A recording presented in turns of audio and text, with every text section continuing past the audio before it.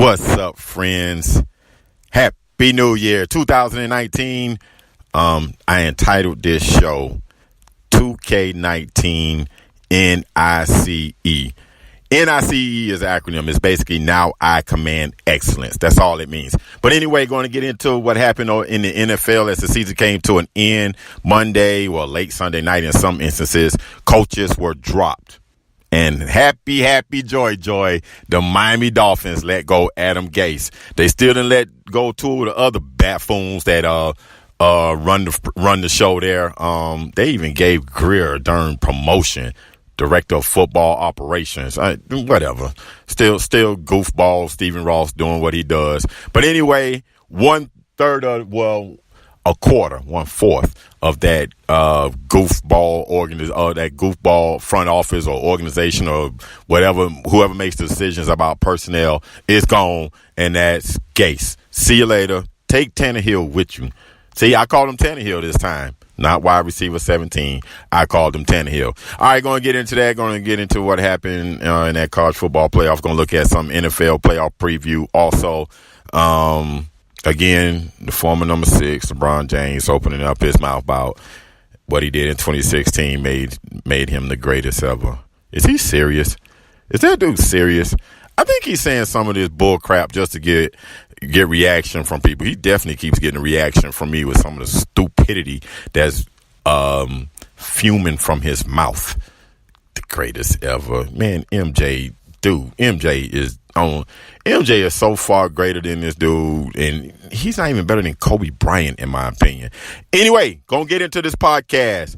2019 first show, January 1st. Gonna go ahead and get this out the way. Let's go ahead and get this done.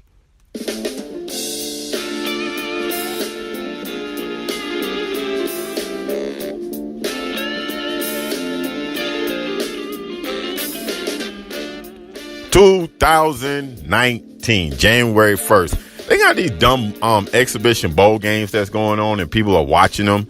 I tell you, the goofs that run college football are got to be the most backward dumbasses ever. They play their exhibition games at the end of the season. At the end, they're the Harlem Globetrotters. I'm serious. They play their exhibition games at the end, not at the beginning of the year. At the end of the year, some nice matchups. Don't get me wrong. The current one at the time of this recording that's going on is Washington and Ohio State. It's going to be Urban Meyer's last season with the team. He's going to move up and do something else at Ohio State, but who cares?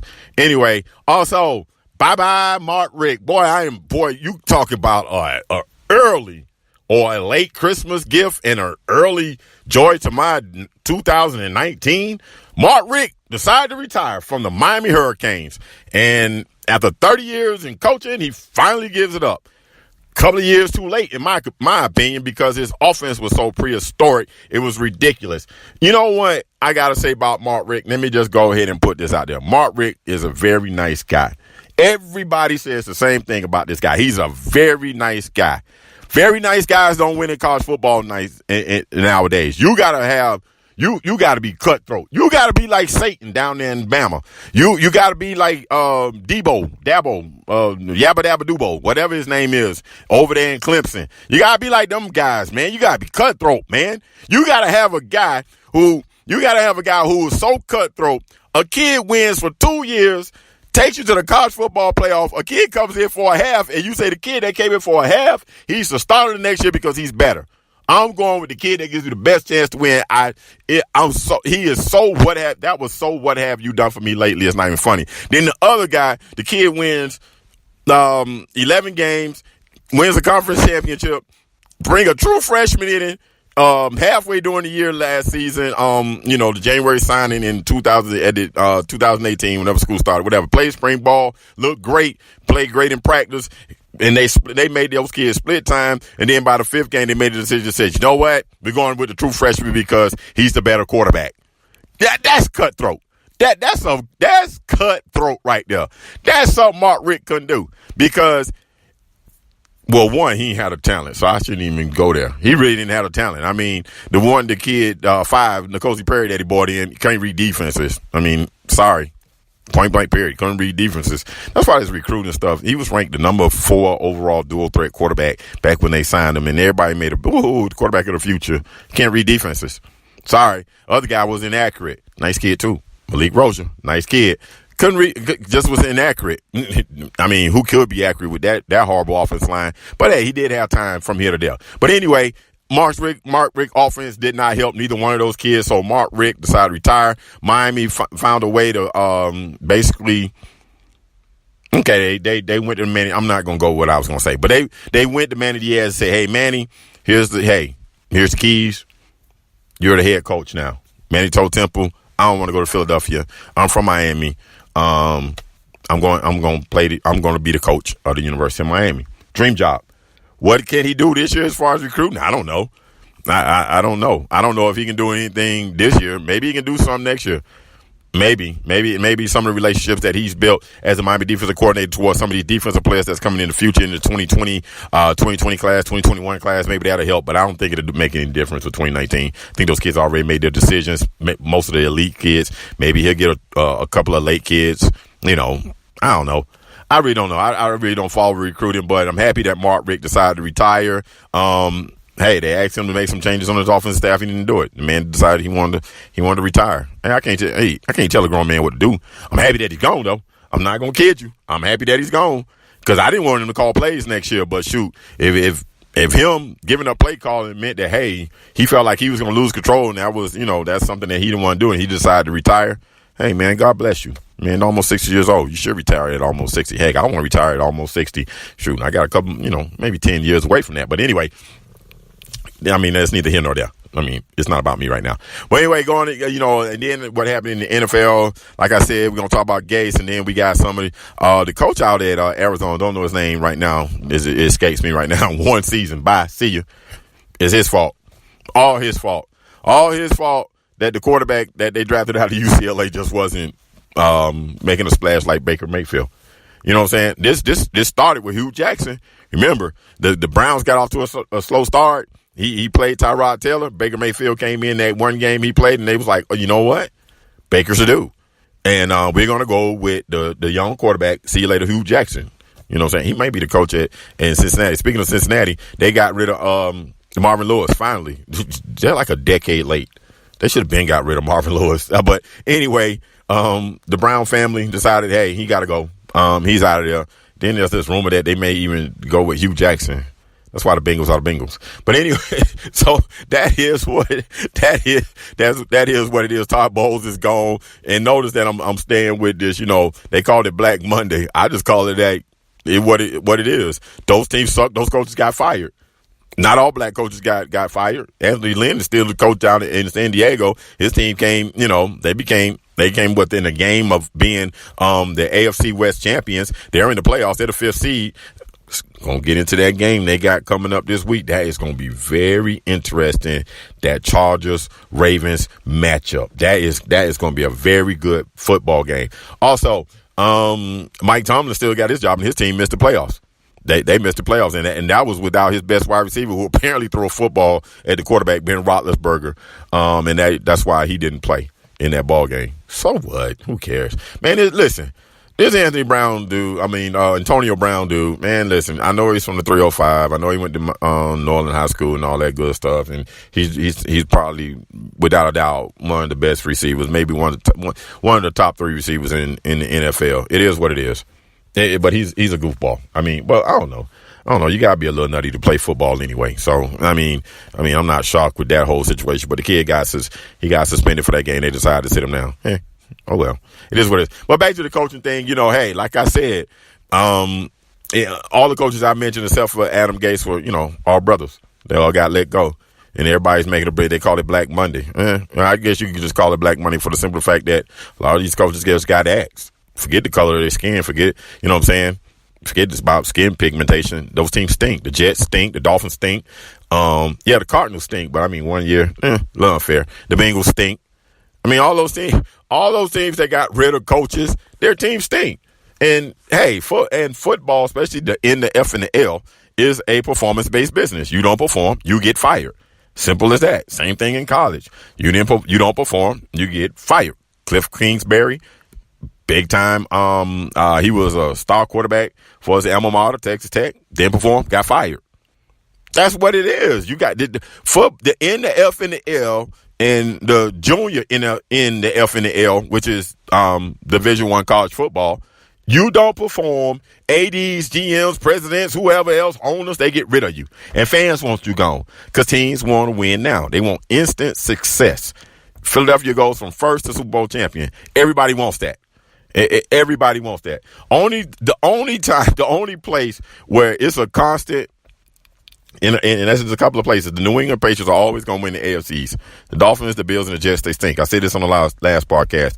They're not going to improve no time soon. Sam Darnold's the quarterback with the Jets. He's learning. Josh Allen is the quarterback with the Bills. He's learning. And Ryan Tannehill is the quarterback of the Miami Dolphins. And he's still learning. And this is like his 10th season. Yeah, I said it. So what?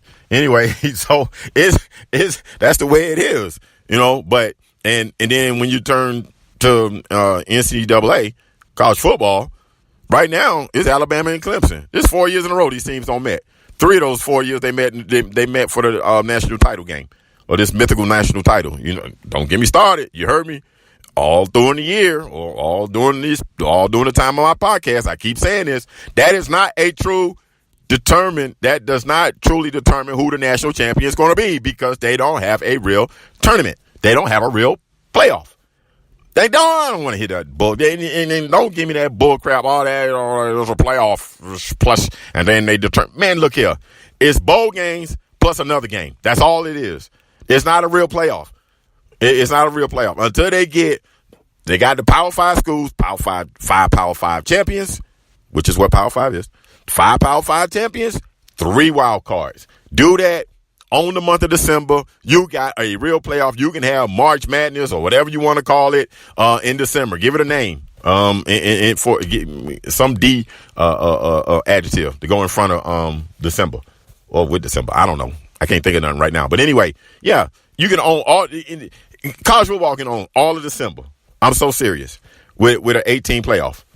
They see what the conference championships have done. Everybody's interested in it. They don't even care what happens in the Conference USA and the Mountain West Conference or whatever whatever that other conference, those other conferences that have those conference title games. I mean, it's a big issue. Why don't they just go ahead and just do it? And it's not going to happen no time soon, because the TV money is not running out, or the contract is not running out for like another 5 years or something along those lines. So you'll see the 2 bowl games with the 4 best teams, and then the plus one of those winners go on to play in what they'll call the national title. That's not sanctioned by the NCAA. Oh yeah, of course. In case you don't know, just look it up. Wikipedia. It's on the internet. Just look it up. Look and see who's actually. Who actually sanctions who's actually running the college football playoff? I think it's American Football Coaches Association. I think that's what it is.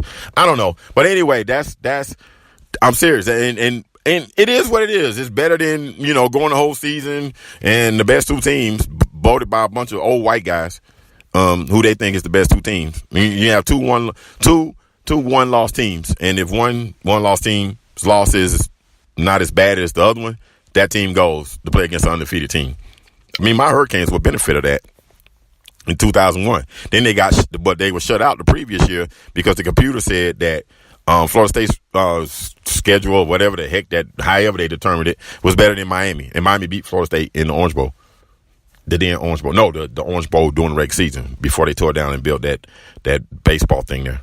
Baseball stadium for the Miami Marlins, which has been the worst baseball organization for a long time, even when they won the World Series, because whenever they won, they always sold off the good players, because the owners say we lost money. We're not going to get a team a chance to defend the title. We're just going to get rid of them because we lost money. It started with the blockbuster guy, Wayne Huizenga, may he rest in peace.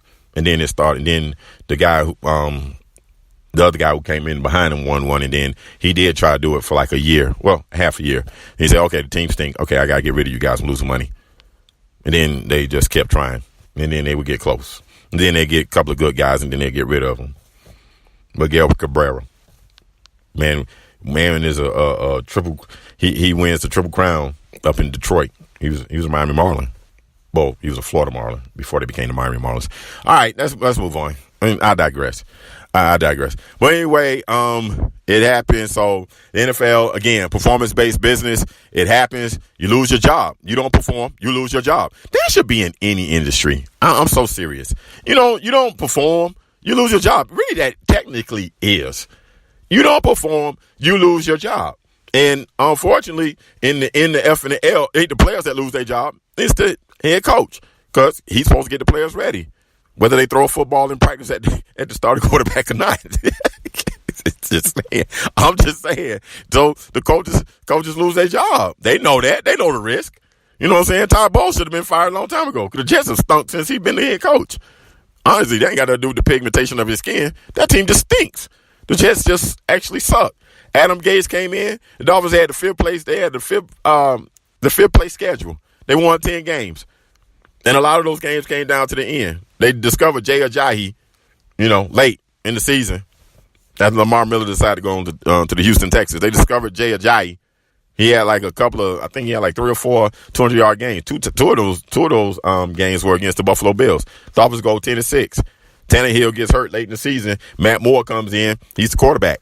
Then the Dolphins, and then he gets knocked silly against Pittsburgh in the wild card game. But the Dolphins got knocked silly. They got knocked right on out of there.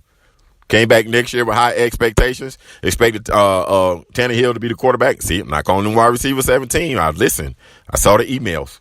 I'm gonna call him by his name. I'm gonna give him respect. Season's over anyway. So anyway, he couldn't make the season last year. So they get that goof. They signed Cutler out of the booth. Man wasn't even thinking about football. He was preparing to be an analyst.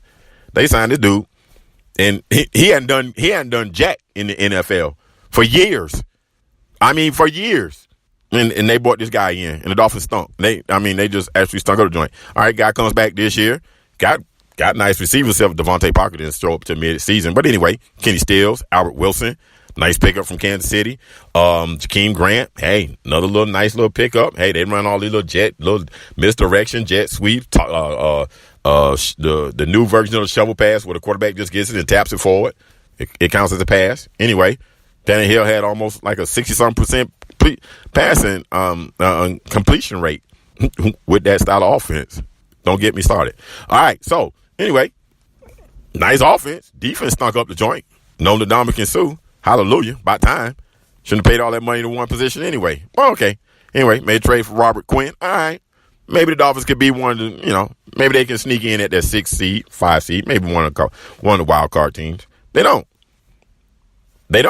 That was their thought process. Again, from the start of the season, I said the team would be like if they win 4 or 5 games. I just look at the talent. Plus, I knew who the quarterback was coming back to be. I just never believed in this guy. $90 million.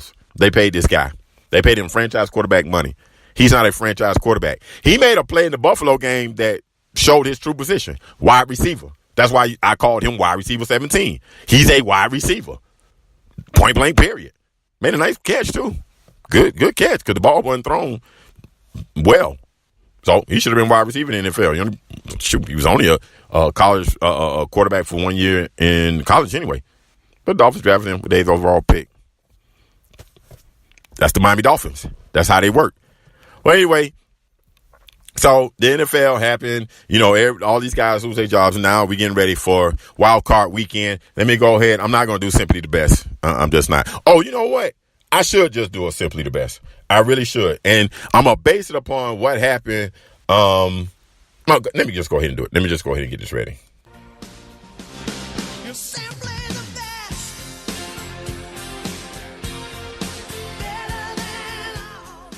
Give it to him. I'm going to go ahead and give a Simply the Best performance to Amanda Nunes, the Brazilian, by way of Miami, Florida. Okay, yeah, all right. I'm from Miami, so that probably has something to do with it. But anyway, knocked her out 51 seconds. Cyborg. Knocked her out. On her face, she knocked her out. She stunned her going backwards. And then caught her again. And then just dropped her. That was it. 51 seconds in. Now she has 2 belts in the UFC for women, for the UFC Women Combative Sports belt title in UFC. Knocked her. So that's simply the best performance for me. That was beautiful. I guess I could tie another UFC. John Jones comes in, beats Gustafsson. beats him handily. After the first fight, it really looked like the other guy won. Jones didn't win. Not this time. Jones beat him handily. It wasn't even close. So those are my simply the best performance for the UFC. Plus I paid for it, so that's probably why I'm throwing it into a simply the best performance. Okay, it's all about me. All right, I digress. All right, let me go ahead and look into what's going to happen as far as the NFL playoffs this week. All right, let me start with the American Football Conference. All right. Okay, so we got the the Los Angeles Chargers. Hey, it's a whole habit. They were in San Diego for so long. All right, the Los Angeles Chargers are going to go up against the Baltimore Ravens. All right, so that's Phillip Rivers, Melvin Gordon, Keenan Allen, and all those guys. John Bowles on defense.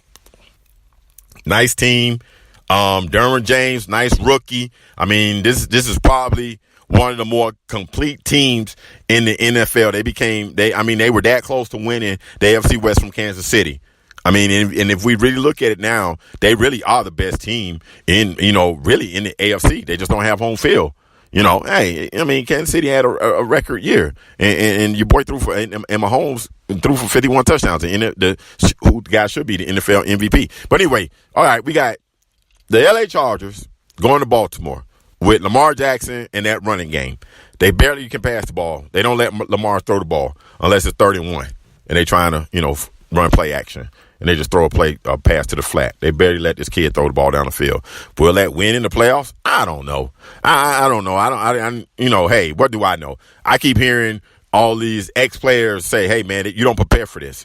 All of them say the same thing. That's why it's having so much success. It's just like when the Wildcat came in, nobody was ready for that in the midseason. But the next year you saw that the Wildcat didn't have as much success as when it was initially came into the league. Okay, so I guess you can look at it. This is the Wildcat with a guy that can throw the ball, and that's a better runner, in my opinion, than Ronnie Brown was for the Miami Dolphins. So, but anyway, we got that game, the Ravens. So we're going to be looking at the Ravens going up against the Chargers. I like the Chargers. I just really like the Chargers. I know this game is on the road. I think the Chargers are the better team. You know what I'm saying? I like what Lamar Jackson is throwing.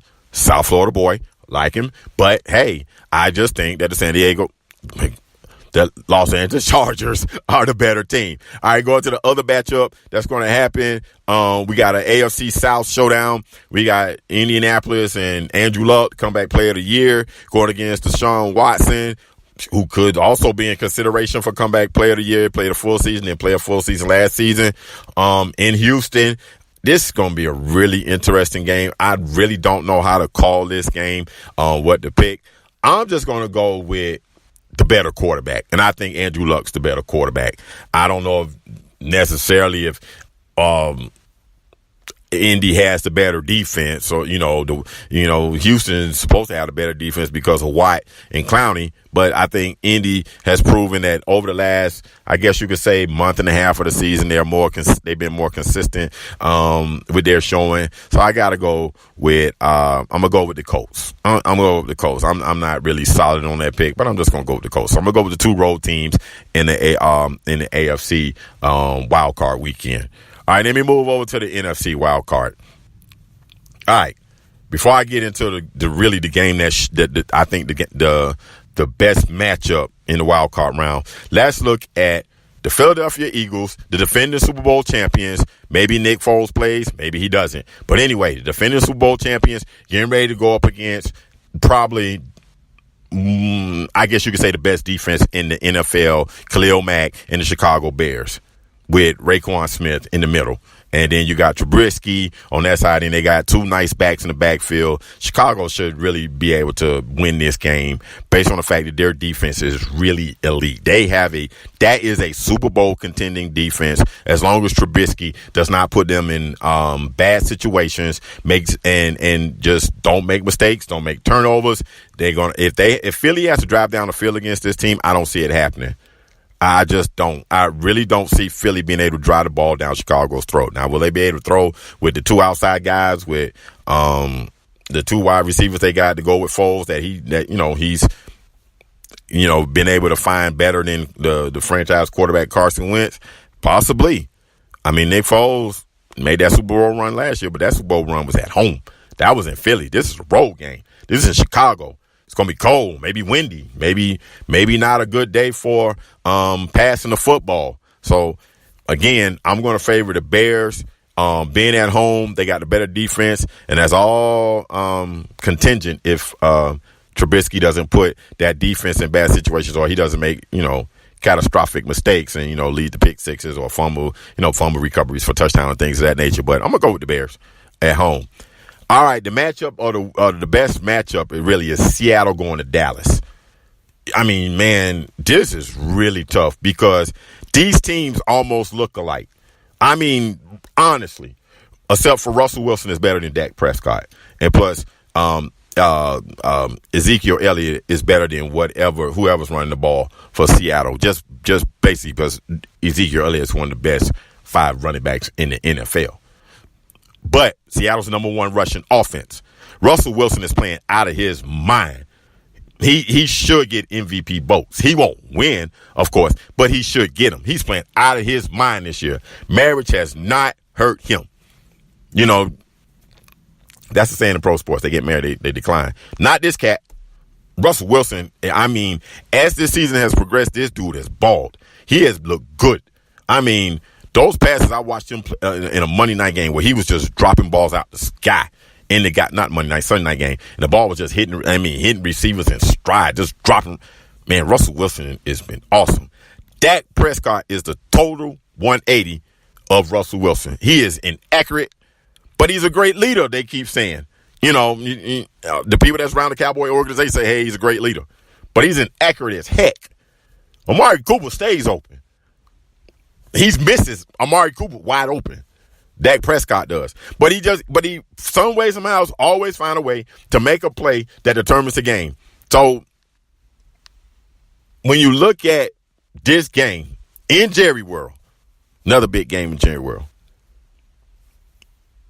Seattle, with Russell Wilson being the better quarterback, got just as nice. Their defense is not that bad. It ain't Chicago Bears. It ain't what Dallas did to the Saints. But it's a nice defense. They're a little lacking at the safety spot, granted. But their corners are nice. They still got Bobby Wagner, probably the fastest linebacker in the NFL, in the middle. The Bobby Wagner-Ezekiel Elliott matchup is going to be really interesting to see, in the run game. And then Bobby Wagner in coverage on Ezekiel Elliott, because Bobby Wagner can run. There's no secret to that. That dude can run. Ezekiel Elliott, for his size, can run. So it's going to be some major league collisions in the middle between Bobby Wagner and Ezekiel Elliott. So we're going to find, I'm not going to say the winner of that particular one-on-one matchup is going to be the winner of this game, because I still think it comes down to Dak Prescott and how he's able to perform. The last time he was in the playoffs, he played against Aaron Rodgers. Aaron Rodgers was the better quarterback. Aaron Rodgers threw a dime on the sideline that probably was one of the greatest passes I've seen ever. I mean, rolling to his left, and he's right-handed, and threw an absolute dime on the sideline that determined that ball game for the Green Bay Packers over the Dallas Cowboys. So, this is another home game for Dak. Team that made the playoffs last year. So, this is another home game for old Dak Prescott, but he's going up against another guy. I can't say Russell Wilson is Aaron Rodgers, but Russell Wilson is accurate. Russell Wilson is a better Dak Prescott than Dak Prescott. He's a better version. He's a mobile quarterback. He's a great leader, but he's way more accurate. And with that being said, I'm going to go with the Seattle Seahawks. This ain't me. I don't like the Cowboys either. I'm not a big fan of the Cowboys, but this just ain't my Cowboy hate. This is just simple. The fact is, I think that Russell Wilson is a difference maker at quarterback. Dak Prescott is a game manager and a good leader, but he's not going to be he will be the reason they lose this game. He won't be the reason they win it. You see what I'm saying? Man, so that's why I think that Seattle Seahawks have a better chance, because simply Russell Wilson and their defense is going to do just enough. And if they got any sense, they'll make Dak beat them. They'll just stack the box and say, you know what? We'll take our chances one-on-one on the outside with Amari Cooper, whether or not we can cover him or not, because even if he's open, Dak Prescott can't throw the ball to him anyway. He can't hit him accurately anyway, unless it's a 5 or 8 yard 8-yard slant or the DB slaps the ball up in the air. You know, one of them type of situations, like what happened to Philly. That was really unfortunate what happened to Philly. Anyway, in overtime in that game in Jerry World. But anyway, so that's my pick. I'm going to go with Russell Wilson, and the Seattle Seahawks in that game. So I'm going with three to four road teams. Only home team I think will win is Chicago, and that's all dependent upon Mitchell Trubisky. I may see where three of my picks are right, and then I messed up one with Philly because they may just walk out of there and win because Trubisky ain't setting the world on fire either. I just like their defense. I think their defense is unbelievable and it's awesome. All right, the teams that got the byes, we already know: New Orleans, LA Rams, and then that's on the NFC side, and then on the AFC side, of course, the New England Patriots, and then the number one seed is Kansas City with the MVP, Pat Mahomes, and things of that nature. So we will find out this wild card weekend whether I was right or whether I was completely wrong. We'll see. You know, I'm not saying I think I'll be right. It's not for sure until the games are played. All right, real quick before I get out of here, talking about the National Basketball Association. You know what? I started saying I was going to talk about LeBron saying he was the greatest because he beat the 2016 Golden State team. He said he beat the greatest team ever. They did have the greatest regular season, but they weren't the greatest team ever. You know, it is what it is. They didn't complete the job. You know, the Bulls did when they won 72. They won 73 and didn't complete the job. Plus, they were up 3-1. I don't care if Draymond got suspended. It had nothing to do with it. You're up 3-1. You only need win one game, and he was back for two of them, and you still lost. But LeBron-James is the greatest ever because of that. Okay, so the meltdown in the Dallas series when the Big Three first got together in my hometown, Miami, Florida, the Miami Heat, and you wasn't the best ever then. Shoot, you weren't even the best player on the Miami Heat team at that time. The person that should be kicking himself because of the 2011 finals is Dwayne Wade. Miami Heat should have won three years in a row with a possibility of winning 4 if Dwayne Wade would have took over. But he deferred to LeBron. And LeBron just came up short. I mean, I never seen a 6'8" guy look that small. Never. Now, I watch sports a lot. I've been watching sports a lot since I was a little jit. And for those of you who don't know, that means small person in Miami terms. But anyway, since I was a little guy, and I've never seen a guy that's 6'8" look that small to where a 5'11" J.J. Barea, a 6'1" Jason Terry, and then Jason Kidd, you know, all at the top of the key because that team played mad zone, you know, in that finals, and that was to keep the Miami Heat from driving to the basket. He looked so small. He came up so short, especially in game 5 and 6. And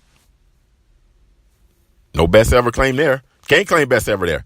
So you're going to basically say, based upon one final series where you may have been aided a little bit because Draymond lost his absolute loving mind, and that makes you the best ever. Michael Jordan was 6-0 in the finals, never played game 7, and would have been probably a 7-8 time in a row champion had he not had a betting scandal and decided to play baseball, and David Stern told him to go away for a little while.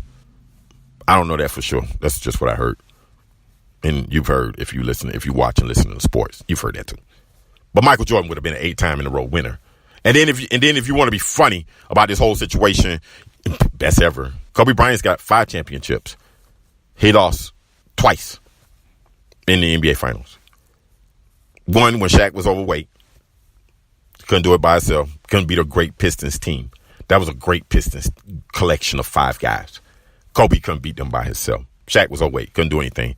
Karl Malone was past his prime, and Gary Payton was not the Gary Payton that was in Seattle. So it was Kobe by himself, and he couldn't beat that team. He can only manage to get one win.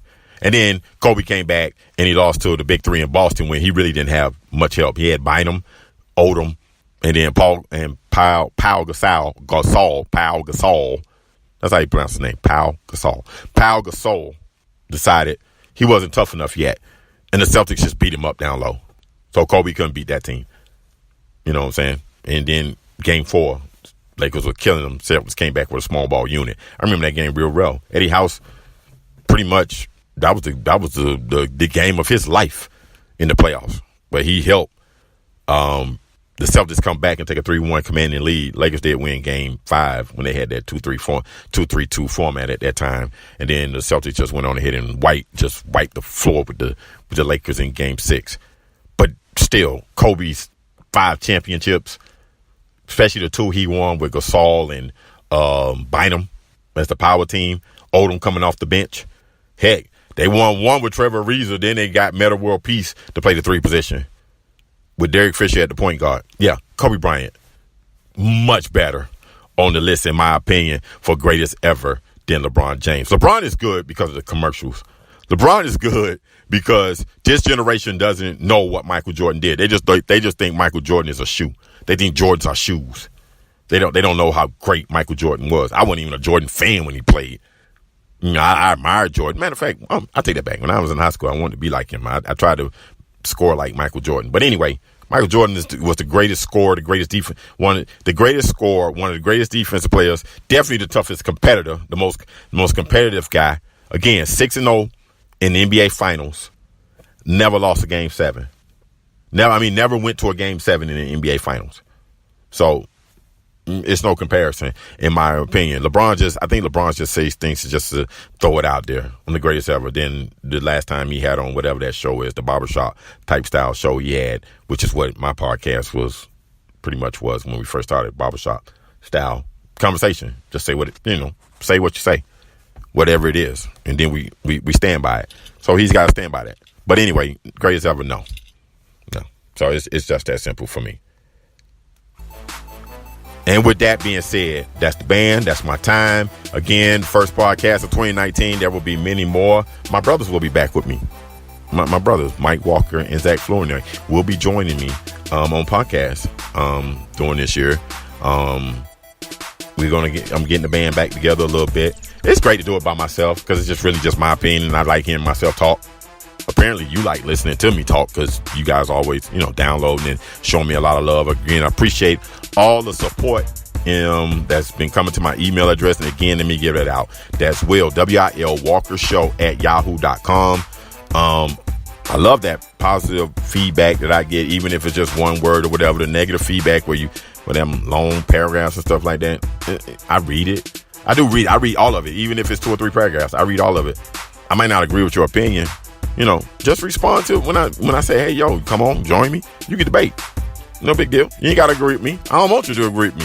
You know what I'm saying? But I like the fact that you listen to the show. I love that fact. Also, follow me on Twitter and Instagram, WWS_sports show. That's the same thing on both of them, WWS_sports show. Also on Facebook, please type searching on the Facebook, type search WIL_STAKEONSPORTS, Will's Take on Sports. All right, appreciate you guys. And again, the new home is all as it has been over the last 2 months is Spreaker.com, www.spreaker.com/user/WTOS. Again, thank you all. I hope you guys had a safe and wondrous holiday, spending it with friends, family, getting some rest as those who were able to be able to take time off and just enjoy the holiday season, get rested up for the year 2019. Listen, say a prayer for somebody. Really, say a prayer for somebody because prayer changes things. I holla. See you shortly.